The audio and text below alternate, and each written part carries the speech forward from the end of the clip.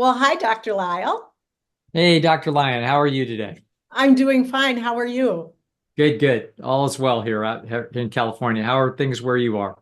Well, I'm in Minnesota and things are in transition between warmer fall and cooler fall. How You about for got you? it. Got it. All good. Got it. We're getting just our first hints of rain out here, but we're still mostly sunny, so we're okay for a little bit. All right. Yeah. Well, thank you for joining me here for Eat When Hungry episode 8. And it's been a Hmm. while since we have met. I thought we would start like we usually do with introductions and Sure. maybe a little bit of an update. So, do you want to introduce yourself and give us a little update if you have anything you want to share with our viewers today? Yeah. Nothing particularly new. This is what I do is I talk to people about various aspects of sort of self-confidence and self-esteem and the challenges that they have when they're trying to um, pursue new goals. And one of the kind of new goals that I wind up consulting a lot about is about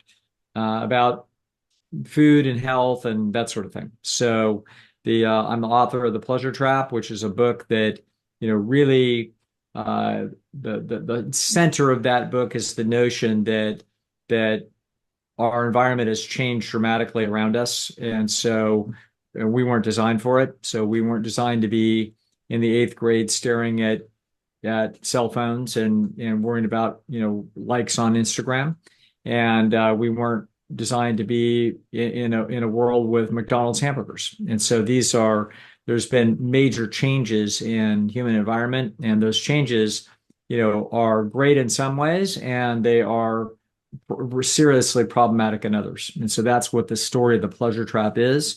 And so that theme kind of goes through what it is that I do as I talk to people about the challenges that they've got. Oh, excellent. Yeah. Well, thank you. And I think one of the things that I would like to say about my own journey is that I appreciate what you say about environment a lot. Since we have last met, I've had a change in environment and move Mhm. and I'm Tania Lyon. I tell my story through Transform Shadows, and it's been interesting to move and think about my story in relation to that move because certainly, as someone who is generally pretty flexible, I found a lot of challenges in keeping my focus on health and wellness while I was in the process of moving. And I didn't lose focus in any way, but I experienced some challenges that helped me understand how deeply rooted these patterns of myself are. And that really takes us to today, I think, in looking at the human hunger drive. Part of what we're doing is we're taking a look at what it means to eat when hungry from different angles to show the complexity of making a lifestyle change in the today's environment, as well as the way to do it. And there isn't necessarily one way. I share my way to help people consider their own ways, but there are many ways to do that. And to help us today, I'm an educator, so I think about things from an educational lens. And so to help us here today, I brought an abacus and I brought a magnifying glass and I brought a prism.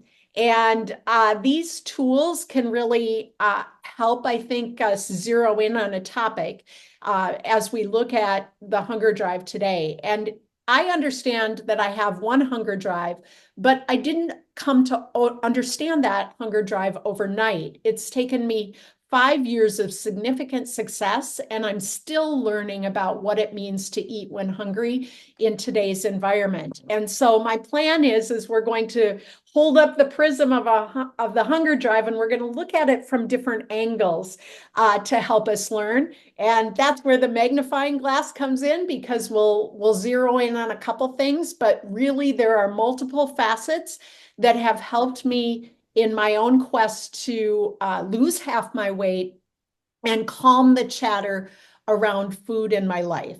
And I want to mention that that phrase becomes really important, calming the chatter, because that's how I hear people describe the impact of weight loss medications. I Mhm. first heard that term about a year and a half ago, and I thought, that's what I do with food.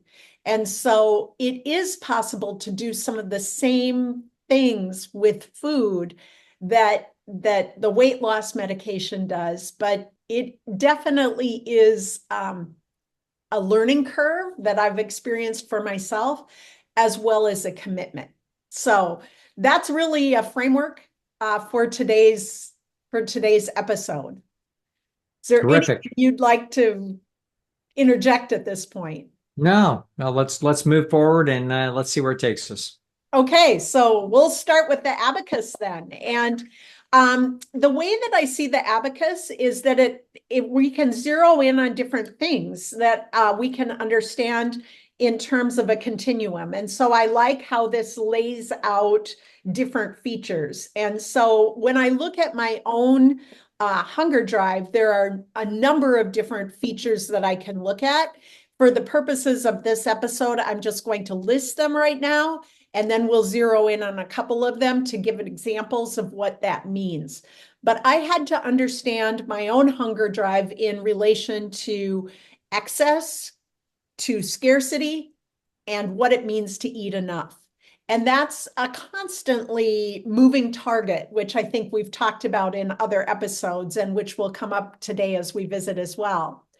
I've also had to understand volume eating, nutritional diversity, calorie density, nutrient density, my own reactivity to food, specifically salt, oil, and sugar, but not just limited to that. And I've talked about that at length, so we probably won't talk about that today. I've also had to understand binge eating in myself, as well as anorexia or tendencies toward that, and then determine what a healthy weight set point is for myself, which for me has been a range as that has also considered quality of life and what that means when I think about my life as a whole. And so to help us get into, that's way too much to handle in one list. Yeah. To help us get into the ideas, I thought we'd start by thinking about, again, the idea of a continuum, because I've heard you speak about that before, and it fits some of the things that I understand as an educator. And laying that out and why it's important to understand a continuum, I think could help people understand their own hunger drives. So with that, my question is, what is a continuum and why is it important? Yeah, people by nature actually think in terms of categories. So they think smart, dumb, tall, short, black and white. They absolutely see things in categories. There's a reason why that's true. And that is that in order for people to communicate, we had to use words that had discrete meanings. So you can't say, well, describe that guy. Well, he's 6'1", 1 1 3/4 inches, and maybe a smidge more. It's like, no, he's tall. It's very simple. So the continua require. There's a lot of data in the notion that something is in a continuum, whereas it's way simpler to just say at most, small, medium, large. Like that's it. Like we're not going to have 50 different descriptions from everything along this continuum. But the truth is that nature runs all kinds of things in continua. Like almost everything's in a continuum. So, how tall people are, that's on a continuum. How much they weigh, that's on a continuum. It's not, thin, average, overweight. No such thing. It's the continuum. And so, but we're not designed by nature to reason with the notion of continua being there, but they are. So, one of the most important continua that there are is going to be the notion of sort of how healthy food is. So I call this one the continuum of evil. So there's food that is really not good for you at all. I mean, probably, anything fried animal food is probably about the worst thing that you could eat. So if you were to eat fried fish or fried chicken or fried eggs, these are it's the oils, which are super rich at 4,000 calories a pound and totally unnatural. And then we're frying animal food in those. Those things put together, those make extremely high calorie density and really pretty rough biochemical food. The nature of frying oils is a problem in terms of their reactivity chemically. They're going to be carcinogenic. These are problems. And as you move up the continuum, you get to, most of the food that most people eat most of the time, which is sort of in the middle. And then you move all the way to what we would consider the apex, which is going to be whole natural plant food. And so that is a continuum of evil, where it's really evil down here, and you're only a little bit evil in the middle, and you're hardly evil at all if you're up here. And then you're not evil at all, you're up there, and you're being saintly at the top end. And so I know that, I'm not a saint. And so I look at my own behavior on a continuum, and I'm sort of aiming at doing a good job. I want to be up here at the high end most of the time. I want my average to be high. It's kind of like a grade point average, and just say, hey, I want it to be a high grade point average. But I'm not looking for straight A's. I'm not looking to be a perfect student. I sure as heck don't want to be a C student. In other words, a C student is, by the time they're 60 years old, they're on, 9 medications and they're struggling along and they've got some serious disabilities and things are not very good. And so, and the reasons for those are chiefly the person's diet and other lifestyle issues. So the continuum of my funny looking thing that I've been calling a continuum of evil for about 20 years, that is an important one to keep in mind about that. As we're not seeking perfection, we're seeking excellence. And some people may not even be seeking excellence, they're just seeking an improvement. And that's fine. But you want to know kind of what that continuum looks like so that you know what's an improvement and what isn't an improvement. And so that's the continuum of healthful living. Mhm. Yeah, I think that that's really an interesting idea because as I think about my own life, I wasn't able to figure out how to eat a diet of excellence until I was in my early 50s. So I've spent Yes. my life wanting to eat that way, but not being able to find a way to do that. Mhm. And to that end, I think what I've come to understand about some of the different parts of my hunger drive is that they might be when we hold the prism up and look at some of the ideas in a continuum, that there might be some extremes that I've had to understand about myself in order to be able to find that space of excellence, which is where I've wanted to be. I don't live perfectly in that space, to be Mhm. clear. And if I tried to do that, I probably would be far less healthy because I would shut down around some Mhm. of those expectations. So I do try to give myself a ledge of safety, but also a plan B or a failure plan. I've talked about that as well, but that is really important for me in staying in that area of excellence. And then I think the other thing that becomes important as I hear what you say is that I've had to run experiments around myself in relation to that continuum of evil, as you're talking about. Mhm. What does it mean to eat in excess of some of these foods? And I know that if I have some of that animal product fried in oil, that I can't stop. I Right. don't live in the space of moderation around that. Mhm. So I've Mhm. had to also understand what it means to live with absence. And Mhm. it is Mhm. in these constant experiments around different foods and different concepts around what it means to eat when hungry that I've been able to piece together the kaleidoscope of patterns that exist in my hunger drive. And so Mhm. thinking about a concept like what you just talked about, that continuum of evil around thinking about excess and what that means in terms of some of those foods, scarcity, and then what it means to have enough. And Mhm. the pattern of myself is that I feel the changes in how I respond to the food. And then I can build this understanding about what it means to eat when hungry that comes from multiple different directions.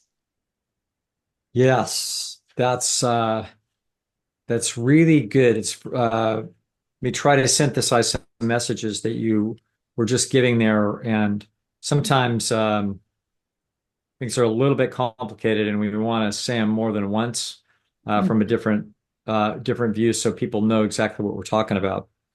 And that is that food. One of the things that we get out of food, there's a lot of different things we get out of food. We get a lot of different micronutrients out of food. We also get important macronutrients out of food. But one of the most important things that you get out of food, one sort of epicenter of food, is calories. And so the calories within food are on a continuum. So the lowest calorie thing that you can put in your mouth and digest, or you don't really digest it, is water, which is 0. Something else that you can eat that's in food that when you digest, there's no calories from it, is fiber. The on the other side, the richest thing that you can eat is pure fat, and you can eat that in the form of oil. That's about the only way you could get it. You could actually cut some fat off of an animal, and if you ate that, that would be pure fat, whale oil, or whale blubber, or some fat off a steak. The but that's up at 4,000 calories a pound. So everything that you eat is somewhere between those two things. It's between 0 and 4,000. And to just give people an idea, salad, which barely has any calories in it, leafy greens, raw greens, are about 100 calories a pound, and carrot, a lot of vegetables that you eat, carrots, broccoli, asparagus, things like that, they're about 200. So notice how much you like the difference. In other words, carrots and cooked broccoli and asparagus, there's more to them than there is to the salad that is 100 calories a pound. The fruit is 300, and you can sort of tell the difference in that fruit's a little richer in some important way, and your taste buds are recognizing that. If you're very hungry and you're sitting around and there's an apple to eat, or somebody's got some cooked potatoes coming out of the oven, you'll prefer the potatoes. Even if there's no butter around, those potatoes, you can smell it, and you're smelling 400 calories a pound. So you can see a dramatic difference along this continuum between trying to satisfy your hunger drive with a drink of water, which will do like nothing. That's going to be 0 calories, versus if you ate a bunch of raw leafy greens, they wouldn't do too much because they're only 100 calories a pound. A bunch of steamed vegetables would do something at 2. A bunch of fruit definitely would. And eating some potatoes, rice, and beans that are around 400, those definitely would. And then if we go up to, steak and eggs, those are 1,000 calories a pound. Those are getting really rich. If you get up to blackstrap molasses or honey or brown sugar, that's 1,800. That's getting very rich. The nuts and seeds, those are all the way at 3,000. So we see this extraordinary continuum. And one of the things that Tania was describing for people is that as you get foods that is more and more calorie dense, like potato chips are 2,500. They're a combination of pure oil, which is unnatural, and potatoes, which are 400. So you have a combination of 4,000 calorie per pound oil that they squeezed out of corn, or sunflower seeds, or wherever they took it from, but they got pure fat. And then you have carbohydrate like a potato, and you fry the potato and it soaks up some of the oil, and the potato chip is like 2,500 calories a pound. So it's 2.5 calorie times the caloric density of steak. So when you look at that, you're like, okay. So you can see that you would be designed by nature to be aiming at foods of higher calorie density. That is a survival instinct in all animals. And you could see if we put in our environment foods that are very rich, we're going to not only are we attracted to them, that we are going to be willing to cram them because they're valuable. We are going to hoard them like Midas hoard gold. Yeah. Okay. And so that's where we're going to have a hard time managing a healthy balance. In other words, eat when hungry, forget it. If it's a bunch of Girl Scout Thin Mint cookies, I'm not going to eat when hungry. I'm going to eat till I'm sick. And that's how that works. Yeah. And so that's why we, as you were describing, it's a kaleidoscope, or it's a bunch of interwoven concepts: calorie density, hunger drive, the continuum of evil, how unnatural or natural is the food, and how much has it been doctored up, and what's it really made of, and so uh, this is one of the big challenges that the environment will place on you, and then once you understand it, it's still on you. You know what I mean?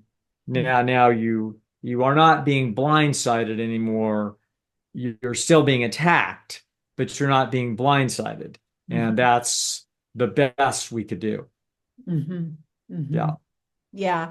And I think that's really helpful in terms of thinking about the range that's needed, because part of what the range I determined, of course, falls on that lower end of the calorie density part. And in the plant-based world, there's discussions on whether to have nuts or not, discussions of whether to have potatoes or not, discussions of Yes. whether to have certain foods or not. And I have figured out what I do for myself based on how I feel and some of the patterns that I continue to find in myself over and over again through Yes. successes and Yes. failures. And I think the point that I was trying to make when I was talking about moving earlier is that when I changed my environment, even though I know the balances and the foods that I need to eat, but changing my environment and having a new kitchen and new grocery stores and a new life, all of that upset my equilibrium in ways I didn't lose focus in any way, but I wobbled and probably raised the calorie density a little bit through more nuts than I typically have, and through a little less of what I really value as steadiness. And I felt like I had more peaks and valleys than I wanted in that process while I stayed compliant. And so understanding that calorie density scale and not giving into processed foods, but maybe raising the calorie density was something that I did deliberately during that time.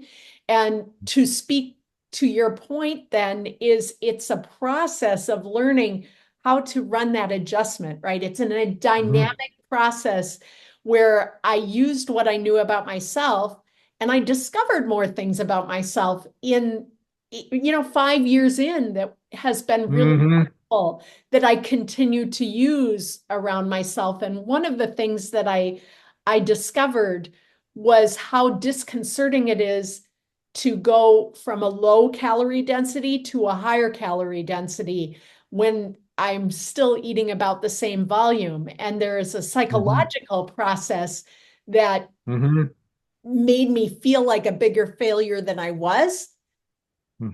And that has helped me ground myself now, because I've heard people talk about making the transition to lowering the calorie density and what an adjustment it is to replace meats with fiber and water, for example, or vegetables and starches and beans and that sort of thing. But I haven't heard people speak to the other end of that equation quite as much, which would be if you go from a lower calorie density, and I was used to that, to a higher calorie density and still kind of keeping that same volume. That made me for a while think like that I had binged when I really actually hadn't binged, but it felt like I had because I had raised the calorie density. But when I thought about the quantity of food that I ate, it was still very similar to what I was eating with lower calorie density. And Mhm. that's part of that sliding scale that I don't think there's a way to discover it in one day, that you have to discover it over time, and that I thought might be helpful for people to at least think about in terms of that continuum. Yes, this is a really good there's a we've just tripped over a categorical concept that is embedded inside of people. So people now recognize, they're going to recognize what it is that I was talking about when it comes to categories. Yeah. So people are looking for, quote, the right diet. Okay. And that right diet, they want the list of what that means. And not only that, they want the proportions, like, well, how much of my plate should be this or that. And what we need to understand is that you're not designed by nature for, quote, a specific perfect diet. It's a continuum. So you could eat a diet that many people could eat a diet that was as rich as 800 calories a pound, and they wouldn't have any weight problems. If the diet's made out of healthy food, they're going to be very healthy. They wouldn't be any healthier if they ate a diet that was 400 calories a pound that looks saintly. Okay. A diet that is 400 calories a pound looks like you're a saint. In other words, we've got a bunch of green leafy vegetables. We got a bunch of steamed vegetables that are yellow and green and so forth, and eggplant, so purple, some purple in there. Then we've got some fruit. We got every different colors of the rainbow in there. And we've got all of that. And then we've got some, rice, beans, and potatoes, and, a little bit of avocado in here somewhere. It's like, okay, that's a very saintly looking diet. But a diet that is 600 calories a pound can also be an outstanding diet. So there isn't, you weren't created by saying you shall eat a 550 calorie pound diet, or you're going to be either overweight or you're going to be too skinny and not be able to survive. It's like, you can't, no, you will adjust. You won't necessarily adjust immediately, but if you moved from a diet that was 500 calories a pound, which would be a very lean diet that would have a lot of fiber and water and a lot of fruits and vegetables, um, the if we add that and then we move to a diet that was 650 calories a pound, a little bit richer, suddenly it's all the same diet, but suddenly there was a few nuts available. Okay. So by eating some nuts, suddenly now we're up around 650 calories a pound. We're going to find that your system will adjust beautifully.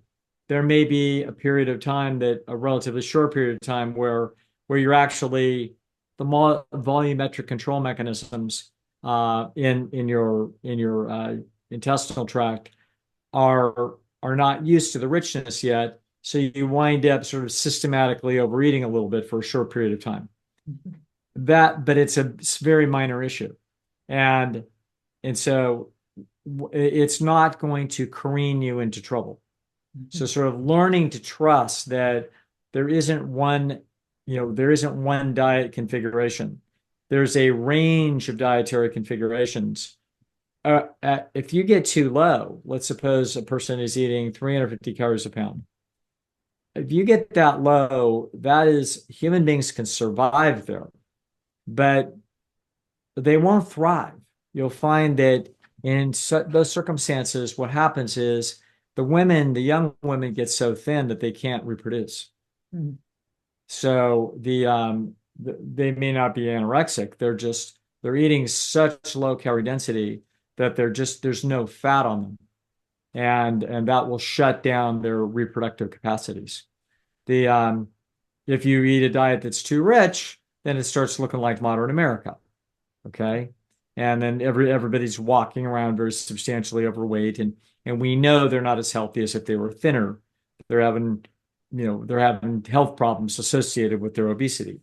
So, but between those two poles, between 350 calories a pound, that's really tough for a human, but they can survive on it, but it's really lean, and 850, which is what the average American is doing, somewhere in there's really quite a continuum where everything is designed to work really, really well, and does.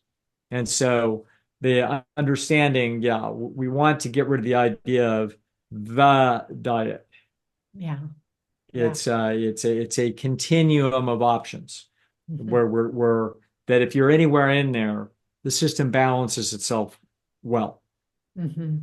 Mhm. ultimately. Maybe not in the short term. Yeah. Yeah. Yeah. And I think learning about that for oneself becomes part of the empowering process, Yes.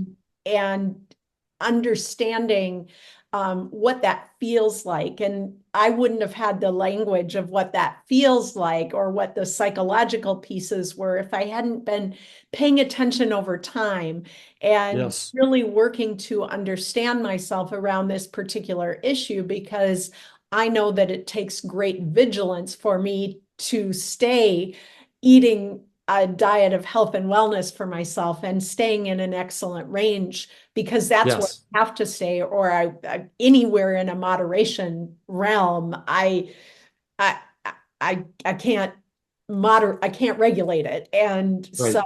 plus I don't want to, because I spent my life eating a lot of foods that I wish I wouldn't have, and I'm getting older now and I want to maximize the time that I have left with the choices that I'm making right now. And Hmm. Hmm. and part of my own journey has been taking the time to build some flexibility in what that means to be able to live life in this environment, Hmm. not just in my home, but also traveling and in an environment where other people are making different choices, and where I'm faced with things that and choices that I've made differently in the past. And so that's part of figuring out what this journey is as well. Yes. All good. Yes. All right. So All can right. we Yeah. Go transition ahead. from that idea into a Yes. kind of a related idea around how does that understanding that continuum help us understand the notion of disordered eating patterns, or even perhaps even eating disorders that are talked about a lot in mainstream society? Yes. One of the more puzzling things that we're ever going to observe is going to be eating disorders. They they're, they're a strange group of behaviors. So we will see people that will binge. We'll see people that will binge and purge. We'll see people that will eat unbelievably small amounts and wind up effectively or super low calorie density and they'll wind up extremely thin. The eating disorders swirl around some descriptions of anorexia, bulimia, and binging. Mhm. And we're going to find an awful lot of similarity. There's similar threads that will weave their way through some of these things. The but one of the more interesting things to me, I mean, there are many things that are interesting in different aspects of these present themselves slightly differently from person to person, and patterns themselves have some differences.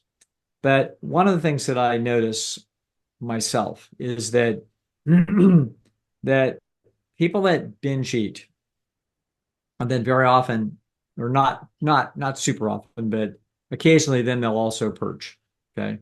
So if I'm looking at someone as classically, if they're classically diagnosed with bulimia, they are also generally somebody that's binging.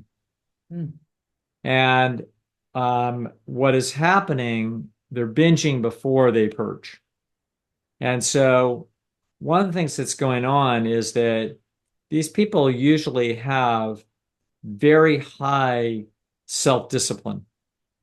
So what they don't know is they're generally eating a diet that might be out of the range of what is optimal or the way the human being works. So they're eating a lot of foods they're eating too many foods that are too high in calorie density. And as a result, very often, despite some Herculean self-control, they might be a little bit overweight. Usually not a lot overweight. Sometimes they're actually very thin. But one of the things they're doing, though, is they're eating a diet a lot of times that is very high in calorie density. And one of the reasons they're doing that is because they're really hungry. Mm. And the reason they're really hungry is they've got Herculean self-discipline and they are absolutely determined to either not get fat, or if they're a little bit overweight or they're a lot overweight, they're determined to lose it. And so through unusually high determination, they will starve themselves for hours. And what happens is that the hunger drive, this is extremely similar to holding your breath. So if you hold your breath for a few seconds, you will pretty soon build up. It's actually, as a name, it's a homeostatic drive mechanism.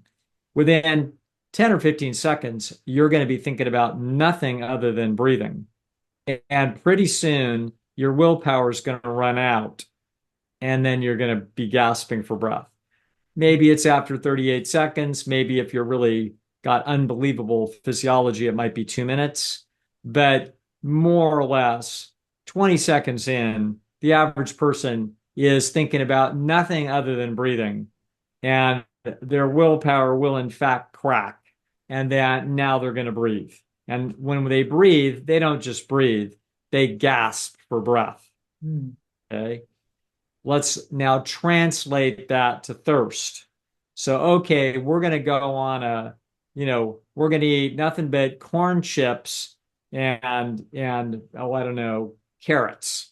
And we're not going to have any other fluid. Okay. After a day or two, if you do this, you're going to be very thirsty. And you're going to be and pretty soon after a while, that's all you're going to be thinking about is getting something to drink. And if we get that, you're thirsty enough, which is basically your blood volume getting thicker and thicker with less and less water in it, that's being monitored by your hypothalamus in the same way that your hypothalamus will monitor the oxygen in your blood and make you want to gasp for air. Okay, you got another little chip in the hypothalamus. You got a chip in the hypothalamus that's looking for how much water is in your blood, and it's going to figure out that you're dehydrated, and then it's going to activate a thirst mechanism, and then pretty soon that's all you're going to be thinking about. And when we finally put some water in you, you're not going to sip it, you're going to gulp it down. I've seen athletes do that. They've been running for half an hour, and they go to the sidelines in the game and they just gulp down a bunch of water. And everybody's like, hey, get out of the way of the drinking fountain. Like, yeah, when I'm done. That's what's happening with binge eating. So what's happening with binge eating is imagine either gasping for air or water, and now you're short. And so a person goes 16 hours or 18 hours, and all that person wants to do is lose weight. And they're like, I'm overweight, I want to lose the weight, or I'm not overweight, but I want to remain thin. I want to make up for the fact that 2 days ago I ate too much. Whatever the reason, the iron will of these people is going to cause them to not eat even when they're hungry. And they're going to let it go and let it go, like not drinking when they're thirsty. And it goes longer and longer and longer it goes, the more of this dynamic tension or motivational tension builds up in the system. Now, the problem is that they're not prepared to break the fast.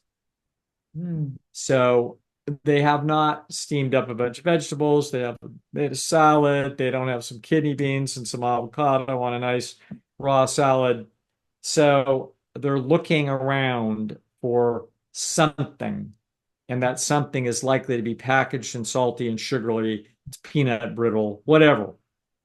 And now when that hits a highly motivated system, not only are they going to eat till they're satiated, but it's also super normal, super rich food. So they're highly motivated to cram it. And now along with it, there's a bunch of psychological things that are happening. They're so frustrated with themselves and I've given up. I don't have the self-control. It's a runaway train. And so now we hit a binge, and now they don't stop until they have distended the stomach, so much, and there's been so many calories eaten that they feel sick. There we have it. Okay. So it's ironic that the people that have these problems that are embarrassed about it and feel bad about it and or struggle with these things, it's ironic that they have a strong tendency to be the members of our population that have some of the highest self-control that there is. Okay. Yeah. They they they are like people that are going around thinking that a solution to long life and health is to hold your breath as long as you can. Okay. And you can imagine us walking down the street if there was a bunch of people that believed in that. And every now and then you'd hear one of them just explode and gasping for breath. And you're like, oh, you're one of those people. You're Yeah. one of those people that you think the secret of life is to breathe less breaths. So Yeah. you're trying to not to breathe them. Yeah. Yeah. Okay. And so that's what's going on. And what that is that's a person with that a great deal of determination and a lack of understanding Mhm. about essentially, you know, understanding that there's a continuum of healthy eating, that if you get in the middle of it, you don't have to be eating, green beans and salad, and you don't have to be starving yourself. You can be in the middle of this thing somewhere and it'll work. I have Yeah. a couple points, Yeah. well, probably 3 points that relate to that. One Yes. is that, and you were describing me in all of those ways, Hmm. which Yeah. I think is important because I've struggled with the restriction on the Yes. anorexia side, even though I was never emaciated, which we should talk about at some point. Yeah. Not today, but Yeah. in the future, because that is something that I had no idea about. But that pattern was in me to like hold my breath and not eat and not eat and not eat. And then also I think episode 4 we did around binge eating. So I have struggled Yes. with that. And one of the things that I do want to mention is that again, it takes time to learn these things, and I've had to have some failures around them in Yes. order to understand successes and strategies and foods and those roles that the mental pieces and the physical foods can have in helping me take off the peaks and the valleys. And so the way I like to think about some of the things that you just said is by thinking about rolling hills instead Hmm. instead of mountains of extremes and valleys of Right. extremes. And so I always try to stay in the rolling hill range. And that Yes. has been a good visual for me to think about. And I stayed in there when we moved, but I did have closer to the peaks and the valleys than I would have liked. I Yes. also like to exercise, and I Hmm. know that that is my form of purging. And I Yes. do need to exercise. So it's Hmm. just like eating. I have to find a healthy way to do it, uh, Yes. and not have it be a form of purging. So that has been part of my own learning curve as well. That makes this a complicated journey. And again, Yes. when we're starting to talk about these and even what we've laid out today, 5 years, I'm still learning. And Yes. and this is one of the things that I've learned very recently is to consider the difference, and I think it relates to what you're saying, but the difference between distended stomach and the stomach that comes from volume eating of fiber and water. There is Yes. a difference, and it's only through failure and success that I've been able to feel that difference in myself. And when I am satiated with fiber and water, I may, feel that in my body, but it doesn't feel like distension, which is more painful. So Yes. these are some, I Right. think, insights that come along the way for us that are uniquely individual as well. Yes. Yes. Absolutely. Yes. Good. All right. Yes. So I'm wondering, we've talked about a couple things that I wanted to talk about, but I'm wondering if we could talk maybe just a little bit more about volume eating. I know we've mentioned it in other places, but is there any insights that you would give to people around volume eating based on your experiences and kind of thinking about the range of human experiences? Yes. I would say that in the last few years, some pretty pretty important information I think has come out of of modern studies of anthropology. And the there's a man at Duke, an anthropologist at Duke by the name of Herman Ponzer, who has really gone down the rabbit hole in the last 20 years trying to figure out the obesity problem. Probably it was a way for him to get research funded. It's probably how you could. I have no idea if that's true, but it makes. I haven't really thought about. I believe he's very passionate about his work. I think that he looked at the problems. He probably doesn't know that much about food and health, but what he knows is about how people eat and how they exercise and how obsessed they are with weight loss. That he does know, and so probably he's most famous for his contributions in helping us understand that exercise doesn't burn calories the way we thought it did. So this is a very, very important concept in physiology, and super useful for us to understand. So Ponzer, expecting to find that heavy exercise was going to be the key, which is kind of what I think he and a lot of people thought. He found out that that isn't true. He found out that the way the body works is it's actually really limited in how many calories it will burn by an exercise. If you continue to exercise, it will start shunting calories from different aspects of the way your body functions. It'll start taking them out of the immune system. It'll reduce your temperature, your overall. It'll do all kinds of things, but it's not just going to keep burning calories. So somebody that wants to run marathons to get thin is going to be disappointed. That won't be the solution. So Ponzer then kind of, as a result of having to continue to understand the problem, he did some interesting things, and he went to southeastern Africa and parked himself in a village and watched these people eat and watched them behave, and he watched the clock to how much they ran, and he did all kinds of things. And in the end, what he found out was, and checking other investigators elsewhere in the world looking at primitive peoples, is that human beings are an intermediate calorie density eater. So they are not like a cow that eats a bunch of grass that's 100 calories a pound. And they're not like a lion that eats a bunch of, zebras that are 1,000 calories a pound. They're in the middle. They're in the middle of those two things. And the middle turns out to be, as best we can determine, it's somewhere between 600 and 700 calories a pound.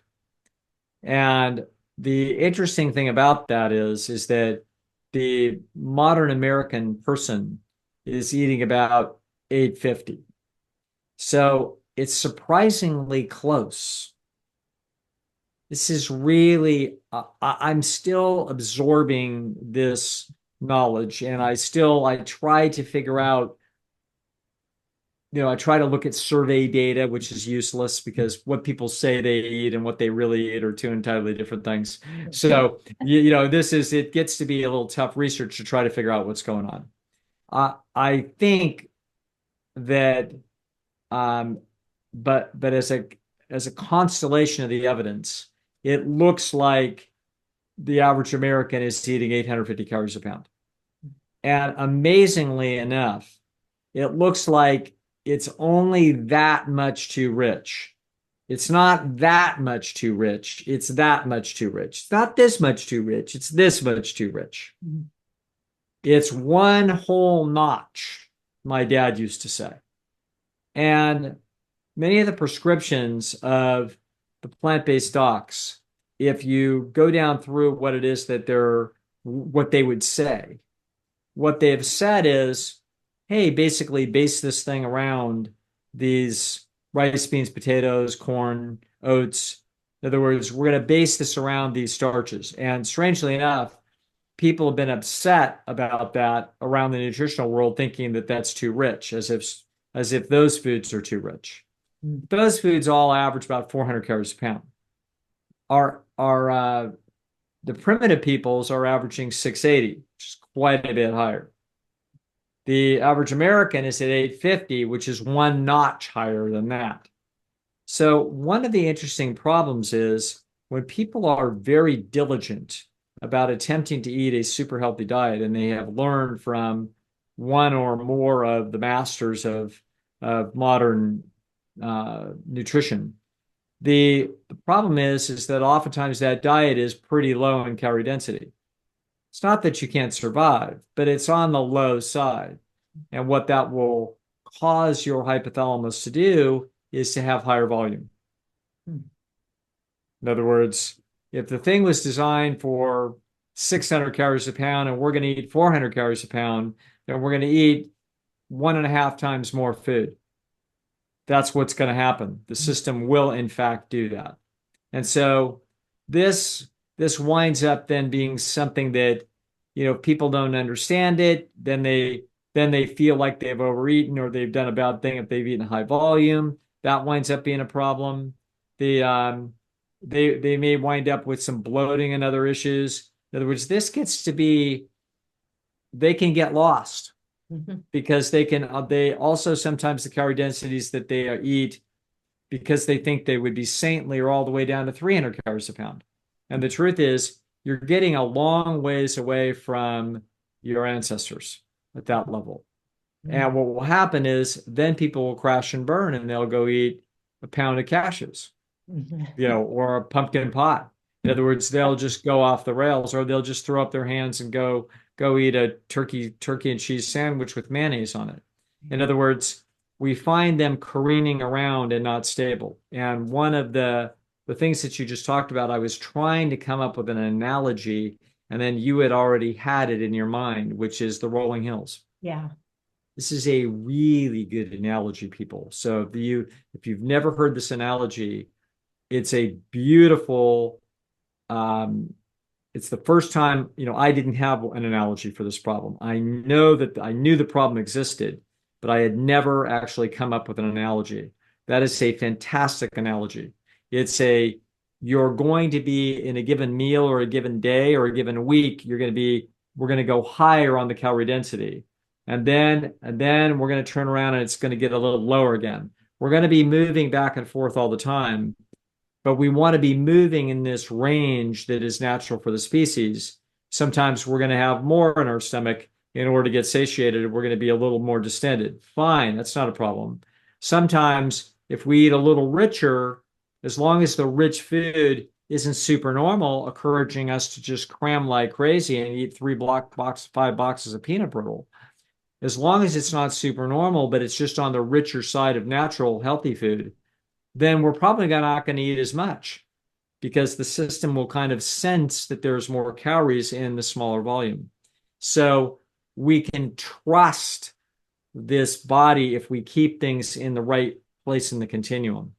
And we're going to weave back and forth, but we don't have to be eagle-eyeing every morsel, which is one of the problems when people are desperate and lost, is they're eagle-eyeing every morsel, and then they're quitting and then starting again and quitting and starting again rather than just staying on the rolling hills. Yeah. And that again takes time, and Yes. it's something that to think about success and failure as a braid for the overall picture, right? That I couldn't learn success without learning through failure on some of that. And to use your word, I thought that word of careening all over is so appropriate, because in my own journey, experimenting with some of those things that as a person outside the plant-based doctor world, Right. I read about this doctor says this doctor says that. Do I have nuts? Do I have starches? That sort of thing. So I experimented, right? And I ended up with, personally, my pattern is that I ended up eating more nuts when I tried to go without nuts. And then I did end up in a pile of cashews and a pile of peanuts or a pile of peanut butter or whatever. Right.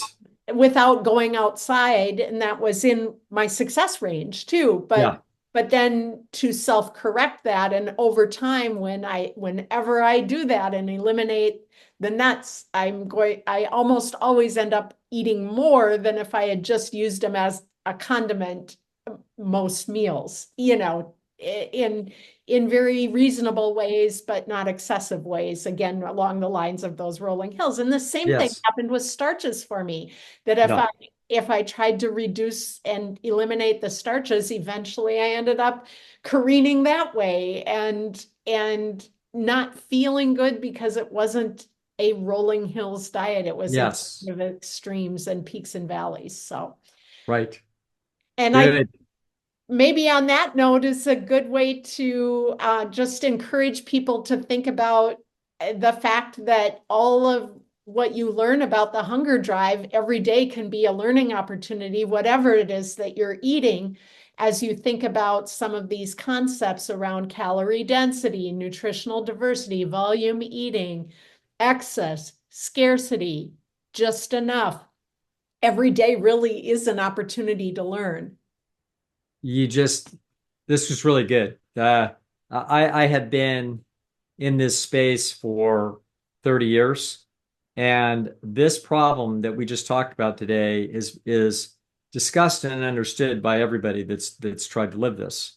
And yet I've never heard an analogy this good. And it just, what just fell out of your analogy was the two extremes out of it, which is that if you're climbing a mountain, you just blow up your transmission and you quit. You just quit. Okay. You try to make it too perfect. If you get too out of control when you're coming down the mountain, you're like, the heck with this. I can't be at this mountain peak of perfection up here at some 287 calorie a pound saintly thing. Then you come crashing down. You literally just come down that hill and you crash. It's like you either blow up your transmission on the way up or you crash on the way down. But either way, it's too severe. It's just sort of finding this medium in this, essentially a continuum of calorie density of the food that is natural to the species. Whereas we'll talk about in other times about the not just the calorie density, but also the calorie density diversity within the food and the nutritional diversity within the food, and actually the taste, experiential, and digestive variance that takes place. All of these things, what we're seeking is balance. Mm-hmm. And if you're an athlete and you're trying to keep on balance, the truth is that you're never or almost never sitting in balance. You're in a process of the moves that you make will not take you too far out of balance and that you're not going to fall over. Okay. You're trying to stay on your feet by not getting too extreme. Mm-hmm. And that is what this is about, is the rolling hills are, we're not climbing some steep mountain and we're not crashing down off of it. We're trying to stay in the middle. And that is a beautiful analogy that sums up mentally what I was going after 20 years ago when I created the lecture, The Continuum of Evil. It was trying to have people not be doing exactly what I see too many people do by basically all or nothing thinking Yeah. and getting it too severe. Yeah. Okay. And what they did is they blew out their engine on the way up the hill and then they crashed their car on the way down. Mm-hmm. And I've seen 1,000 of those in my career. And so you have fought your way through experimentation to sort of find the concept of the rolling hills, which is exactly how I would want to encourage people to aim for. Yeah. And one Yeah. final thought on that is that because you just described me there too, Yeah. in my 11 years of failure from first trying a plant-based diet to getting to a point where I was able to implement it with success, I had tried it many times, thought about it every day, had tried it many times and crashed and burned for whatever reason. And so, a really important way to look at it was thinking about success and failure braided in the same journey instead of thinking only that the idea had to be successful. And that's where I went from start tomorrow to start where I am now. And I still use that language with myself because it's all part of the same journey. And I'm not ending a pattern of success by having a failure or a day that goes too far in one direction. So that's a really good way to think about it, is if you have a struggle and you've gone into a peak or a valley that you probably want to avoid in the future, is to just think, what can I learn? Start where I am now and keep it part of the same braid of actions. I had to write that down because I'm going to steal it. Oh, great. That's good. The whole purpose of this is to help people. Yes, that's fantastic. Well, All thank you right. for joining me.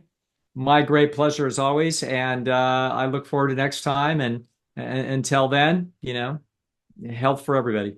Health for everybody. Thank you very much, Dr. Lisle. You bet. I'll see you soon, Tanya. Bye. Sounds good. Bye.